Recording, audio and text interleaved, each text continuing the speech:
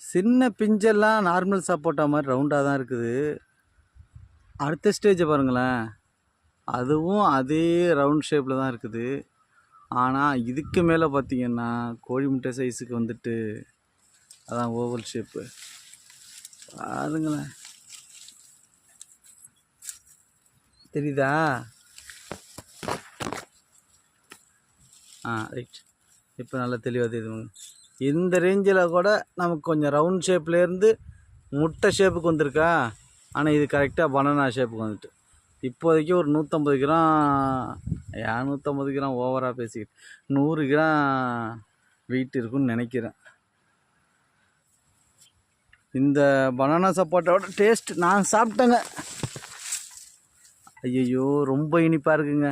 அளவுக்கு அதிகமான இனிப்பாக இருக்குது, சாப்பிடவே முடியலை. ரொம்ப இனிப்பு விரும்புகிறவங்களுக்கு இந்த சப்போட்டா பழம் பிடிக்கும்னு நினைக்கிறேன். பனானா சப்போட்டா ஏன்னா ரொம்ப இனிப்பு, அளவுக்கு அதிகமான இனிப்பு.